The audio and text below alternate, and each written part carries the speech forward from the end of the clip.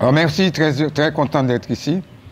Nous sommes ici chez nous, à Bocanal. Remercions les responsables de Bocanal de nous accueillir régulièrement ici. Et aujourd'hui, ils nous accueillent pour parler de la conférence de presse et dont la thématique centrale, c'est le colloque à Barbade. Du 4 au 6 août à Barbade, eh bien, nous allons nous déplacer, le CIPN, qui n'est pas représenté ici, mais qui est avec nous, le MIR, MIR Guadeloupe, MIR Martinique, MIR France, MIR Sénégal et MIR Bénin, et le Comité national pour les réparations, représenté ici par Madame Privat, pour faire un point sur l'évolution de cette question des réparations depuis Durban, depuis pratiquement 21 ans.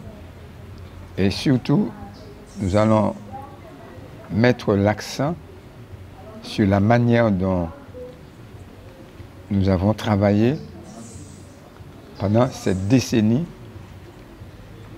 des personnes d'ascendance africaine qui avaient été déclarées par l'ONU en 2015 et qui finit en 2024.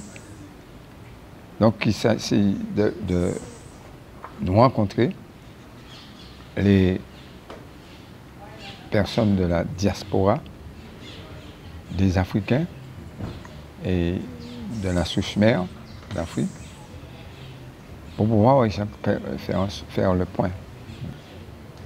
Alors nous avons tenu, avant de partir, à dire aux Martiniquais ce que nous avons déjà fait, mais ce que nous allons surtout dire à Barbade. Et de ce point de vue, Maître Alain Manville va pouvoir faire le point sur toute la partie juridique que nous avons menée depuis 17 ans. Et Gabriel Privat, qui est présidente du CNR, va intervenir sur le travail mené par le CNR dans le cadre de la décennie des personnes d'ascendance africaine. Et Claudette Duhamel est accompagnée de Chlorine Malsa, tous deux membres du conseil d'administration du MIR, vont pouvoir intervenir pour renforcer ce que Alain Manville a dit, et ce qu'effectivement Gabriel Privat va dire, puisque il y a une sorte de lien nice fort entre le CNR et le MIR. Et puis, moi, je vais pouvoir intervenir sur toute la partie politique, montrer effectivement quel est le lien qui existe, plutôt quels sont les liens qui existent entre la question de réparation et cette question de décolonisation. Voilà comment nous allons partager le travail. Mais nous faisons une conférence de presse ici avant de partir et nous allons faire une conférence de presse à Barbade lorsque nous allons arriver. Donc avant même le début de la grande conférence internationale, nous allons faire savoir à la Caraïbe par l'intermédiaire de Barbade, nous allons faire savoir à l'Afrique, nous allons faire savoir à la diaspora par l'intermédiaire de Barbade, eh bien, que nous sommes présents à Barbade et nous allons leur faire savoir ce que nous allons dire dans cette conférence. Alors je vais laisser la parole à Madame Gabrielle Privat, qui est présidente du CNR, qui va s'exprimer avant de passer la parole à Maître Alain Manville. Gabrielle Privat, présidente du CNR Martinique, donc le Comité national pour les réparations, donc créé en 2013, donc par justement un sommet des réparations qui avait été fait à Saint-Vincent et les Grenadines. Et donc, nous sommes invités et nous allons participer à ce congrès, donc à Barbade, puisque nous sommes une organisation aussi pour les réparations qui milite pour les réparations. Et alors, je voulais quand même préciser ce qu'est le GAC. Donc, le GAC qui est le Global African Congress. Donc, le Global African Congress, c'est lui qui a organisé donc, ce congrès à Barbade. C'est une organisation internationale donc, créée depuis 2002, donc à la suite de Durban, et donc qui est aussi la voix des Africains un petit peu donc, dans le monde. Donc, le programme du congrès, donc, nous allons intervenir du 4 au 6 août.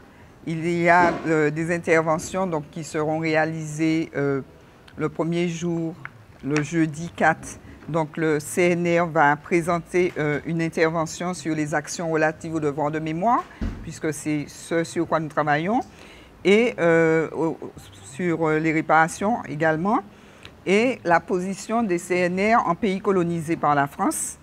Donc, je me ferai aussi le relais, le CNR Martinique va aussi se faire le relais de ce que le CNR Guadeloupe a à proposer, puisqu'ils ne seront pas sur place. Et le vendredi, donc, Monsieur Malsa, Garcin Malsa, président du MIR, va parler de la réparation consubstantielle à la décolonisation et à l'accession à la souveraineté. Le même jour, Claudette Duhamel, donc, qui sera remplacée par Corinne Malsa, donc, va présenter le convoi de réparation et l'état d'avancement des actions juridiques déjà initiées et celles en cours en Martinique, en Guadeloupe et en Guadeloupe. Donc, elles vont, en fait, c'est Corinne Malsa en fait qui sera là en lieu et place de Claudette Duhamel empêchée. Et l'après-midi, donc, Maître Alain Manville, qui est l'avocat du collectif des réparations, va présenter le cadre légal pour mener des actions collectives contre l'État français et la nécessité du soutien des États de la Caraïbe. Donc, ce sont ces interventions-là qui seront faites à Barbade pendant ce congrès. Et puis, le samedi, il y aura des ateliers donc, auxquels nous pourrons participer, des ateliers sur les réparations, donc annulation de la dette, retour des objets volés, des reliques historiques, l'école antiraciste, décolonisation du système scolaire, du système de santé, de l'industrie, etc. Donc, ces ateliers-là, nous pourrons y participer. Il y aura un atelier également sur la souveraineté alimentaire, sur la santé et sur la justice climatique. Donc, bien sûr, nous comptons assister et travailler d'arrache-pied sur ces thèmes-là, d'autant plus que si nous allons à la rencontre de nos homologues, si nous allons dans ce congrès, c'est justement pour pouvoir trouver, on va dire, comme nous sommes concernés par les mêmes thématiques, donc nous pouvons nous entraider, nous pouvons avoir aussi leur soutien justement pour pouvoir avancer dans notre combat ici, puisque nous savons que c'est difficile pour nous qui sommes les dernières colonies alors que les autres pays de la Caraïbe qui seront présents, qui seront là, sont des pays indépendants, hein, des pays indépendants et souverains, donc qui maintenant justement travaillent sur la thématique des réparations, puisque ils se sont rendus compte malheureusement qu'il y avait ce manque dans et que leur état de pays indépendant, il fallait qu'à présent, ils réclament ce qu'ils n'avaient pas réclamé tout de suite au moment des indépendances. Donc, voilà ce que nous allons faire. Alors, le CNR, lui, travaille beaucoup sur l'éducation, et notamment après le lancement de la décennie internationale des personnes d'ascendance africaine. Donc, nous avons effectivement réalisé qu'il y avait un gros travail à faire dans le domaine de l'éducation.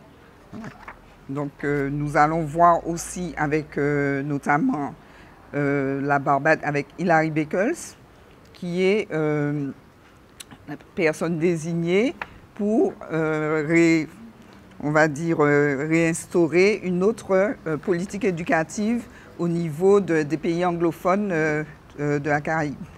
Voilà.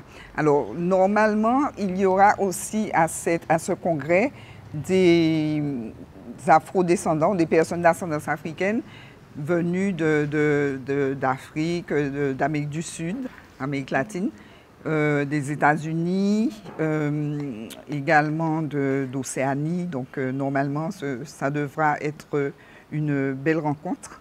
Donc, nous partons mardi, c'est ça? Donc, nous partons le 2 pour Barbade. Merci.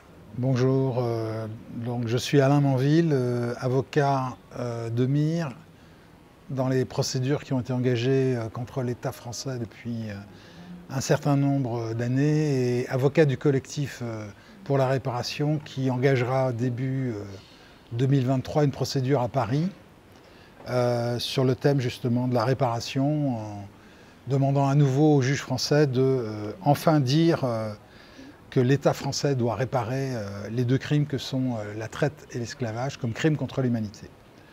Alors, cette conférence de presse, elle s'inscrit dans le mouvement de revendication de la réparation et elle vient faire écho un petit peu à ce qui s'est passé au mois d'octobre devant la Cour d'appel de Fort-de-France où la deuxième procédure de la réparation a été plaidée avec une décision qui a été rendue en janvier 2022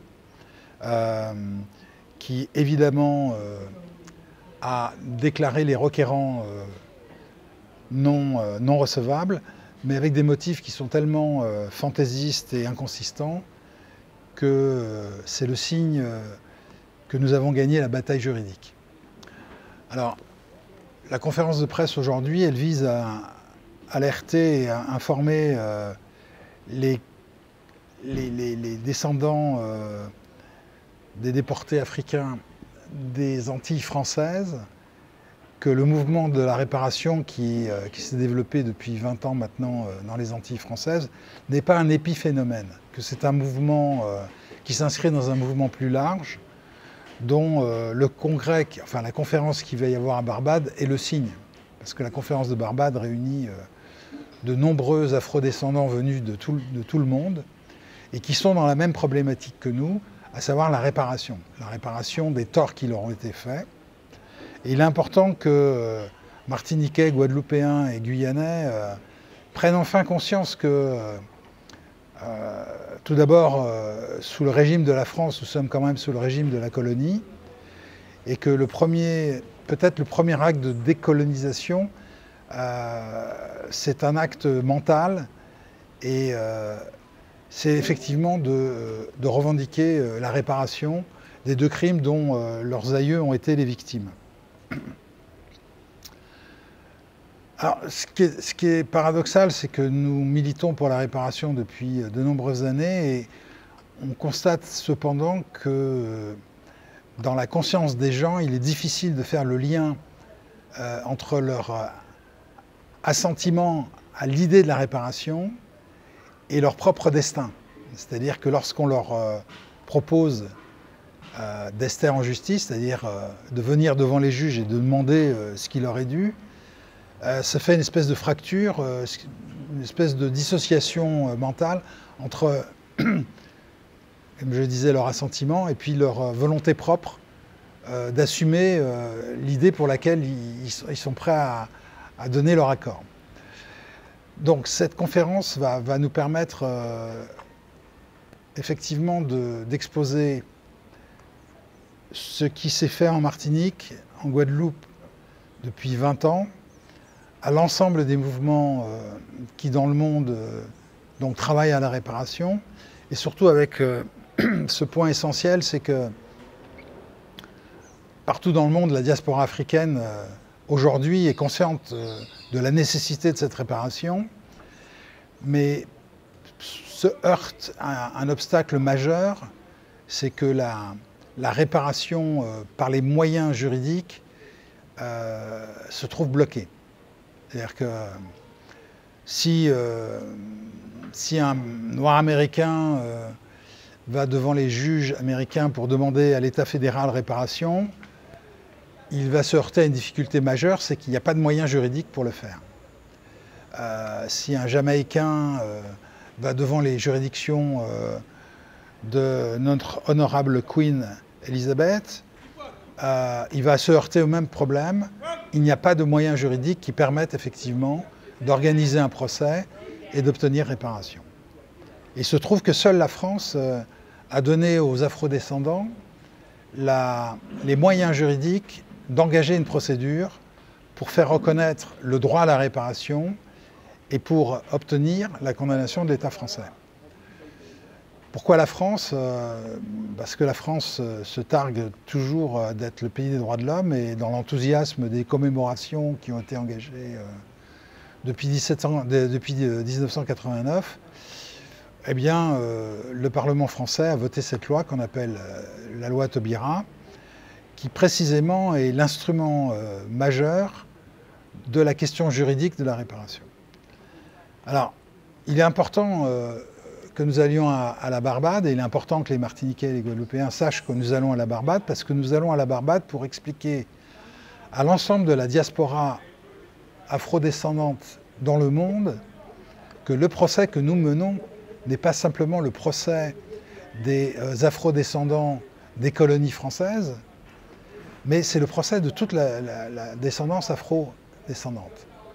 C'est-à-dire qu'un Jamaïcain, un Haïtien, un Barbadien, un Trinidadien, un Noir américain, un Noir du Suriname, un Noir du Guyane anglais, peut venir à la procédure dans la mesure où la traite et l'esclavage ont été des phénomènes mondiaux où les intérêts des puissances négrières étaient entremêlés, et que si on fait le parcours de la chaîne des actes qui conduisent de l'Africain qui est dans son village et qu'on vient rasier à la plantation, il va se retrouver au bout d'1 an ou 1 an et demi ou 2 ans, on va toujours trouver dans cette chaîne des actes qui ont conduit cette personne dans l'habitation un intérêt français. Et pour cette raison, parce qu'il y a cet intérêt français, ils peuvent venir demander à la France réparation. Alors ça aussi, c'est une difficulté parce que les Caraïbéens, les Noirs américains, depuis 20 ans, n'arrivent pas à comprendre qu'ils ont une voie judiciaire, une voie juridique pour demander réparation, là où dans leur propre pays, elle est fermée. Donc notre tâche sera à la Barbade d'informer l'ensemble de cette diaspora du procès que nous allons conduire début 2023 devant les juridictions de Paris. Et je pense que c'est pour nous une occasion extraordinaire pour précisément rendre enfin à la procédure que nous menons depuis 20 ans sa dimension internationale. Voilà. Alors, dans le cadre justement des procédures qui sont envisagées, la principale sera une procédure qui sera engagée devant le tribunal judiciaire de Paris, où nous comptons réunir le maximum de gens et qui sera engagée avec un minimum de 2000 requérants. Pour ce faire, nous avons édité une carte de visite qui permet justement aux gens qui souhaiteraient donc intervenir en tant que requérants à la réparation, d'aller sur le site et de donner mandat au collectif d'avocats pour que ce dernier puisse donc les inscrire sur la liste des requérants, qui sera donc présentée au tribunal judiciaire de Paris. Alors il faut savoir que en l'état des procédures aujourd'hui, il y a 3 choses fondamentales qui ont été acquises. 1, les juges français ont été contraints de reconnaître qu'il y a un droit de créance des descendants des mis en esclavage, donc un droit de créance contre l'État français. 2, qu'il y a une voie judiciaire pour le faire et pour faire valoir cette créance. Et 3, que la question de la prescription est une question encore ouverte. Et qu'aujourd'hui, la seule question auxquelles les juges ont à répondre est de savoir si l'empêchement d'agir que le juge français a reconnu valoir entre 1848, au lendemain de l'abolition, et 1948, estimant que pendant un siècle, les ayants droit des mis en esclavage n'étaient pas en mesure, effectivement, de connaître leurs créances. Est-ce que cet empêchement d'agir s'est poursuivi au-delà d'un siècle ou pas? Or, l'évidence est que, après 1948, rien n'a changé et que, toujours aujourd'hui, l'empêchement d'agir est présent. Ce qui fait que, dans la nouvelle procédure qui sera engagée à Paris, les juges français et les juges parisiens, surtout, auront beaucoup de difficultés à pouvoir renouveler la décision qui vient d'être rendue par la Cour d'appel de Fort-de-France, parce qu'ils auront la contrainte de l'exigence de la cohérence et de la consistance, ce que n'ont pas eu les juges de Fort-de-France. Donc j'invite tous les Martiniquais, tous les Guadeloupéens, tous les Guyanais qui pourront donc être informés de l'existence de cette procédure, de prendre contact avec nous pour pouvoir être participants de cette procédure qui inévitablement aboutira à une condamnation de l'État français.